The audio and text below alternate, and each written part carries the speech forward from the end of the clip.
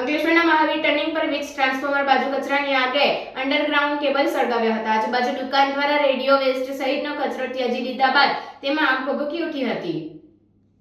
અંકલેશ્વરમાં હાલ વીજ ટ્રાન્સફોર્મર આગળ જોખમ ઊભું થયું છે. થોડા દિવસ પૂર્વે સુરતી ભાગોળ ખાતે વીજ ટ્રાન્સફોર્મર બિલાડીએ જોતી જતા આગ ભભૂકી ઉઠી હતી. તો એ પૂર્વે ખિસકોલીને લઈ ટ્રાન્સફોર્મરમાં આગ લાગી હતી. છેલ્લા 2 મહિનામાંથી 4થી વધુ ટ્રાન્સફોર્મર સળગી ઉઠ્યા હતા. જે બાદ હવે સ્થાનિક દુકાનદારોની બેદરકારીને લઈ મહાવીર ટર્નિંગ પાસે વીજ ટ્રાન્સફોર્મર પાસે આગ ભભૂકી ઉઠી હતી. અહીં આજુબાજુના દુકાનદારો દ્વારા ત્યજી દીધેલ રેડિયમ વેસ્ટ તેમજ અન્ય કચરામાં કોઈ કારણોસર આગ બપોરે લાગતા તે ફેલાતા વીજ ટ્રાન્સફોર્મર સુધી પહોંચી હતી, જે નીચે રહેલા અંડરગ્રાઉન્ડ કેબલને ચપેટમાં લઈ લીધા હતા. આ અંગે સ્થાનિકો દ્વારા વીજ નિગમને જાણ કરતા ત્વરિત અસરથી સપ્લાય બંધ કરી દેવામાં આવ્યો હતો. તો ફાયર ટીમને જાણ થતાં તેઓ સ્થળ પર દોડી આવી આગ પર કાબુ મેળવ્યો હતો.